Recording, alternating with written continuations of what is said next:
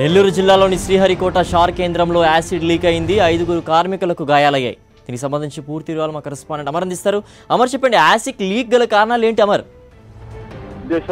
భారత అంతరిక్ష పరిశోధన సంస్థ కీలకమైన సతీష్ ధావన్ అంతరిక్ష కేంద్రంలో ఈ సంఘటన చోటు చేసుకుంది.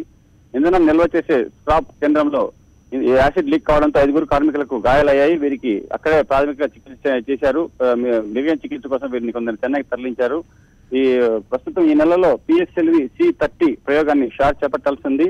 దీనికోసం సన్నాహాలు కూడా పూర్తి చేస్తున్నారు. మొదటి లాంచ్ ప్యాడ్ నుంచి ఈ ప్రయోగం జరగనుంది ఈ నెల 29వ తేదీన.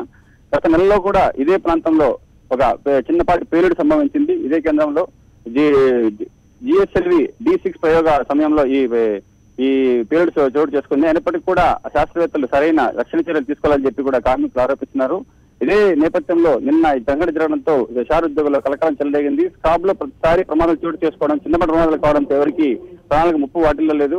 గతంలో దాదాపు 10 సంవత్సరాల క్రితం ఇదే స్క్రాప్ కేంద్రంలో భారీ పేలుడు సంబంధించి దాదాపు 10 మంది శాస్త్రవేత్తలు, ఉద్యోగులు కూడా మృతి చెందిన సంఘటన జరిగింది. అప్పుడు పూర్తి స్థాయిలో పటిష్టమైన రక్షణ చర్యలు చేపడతామని చెప్పారు. కానీ అంతవరకు ఎలాంటి చర్యలు తీసుకోవాలని చెప్పి కూడా ఉద్యోగులు ఆరోపిస్తున్నారు. నిన్న జరిగిన సంఘటన కూడా షార్ ఉద్యోగుల కలకం చెందగింది. కానీ షారు వర్గాలు మాత్రం ఈ విషయాన్ని మీద పెద్ద ఇవ్వడం లేదు. దీన్ని అంతా కూడా చిన్నపాటి ప్రమాదం అని చెప్పి వాళ్ళు కుట్టిపారేస్తున్నారు. కానీ స్క్రాప్ కేంద్రంలో తరచూ సంఘటన జరుగుతుండడంతో శాస్త్రవేత్తలంతా కలిసి వెళ్తున్నారు. ఇదే సార్.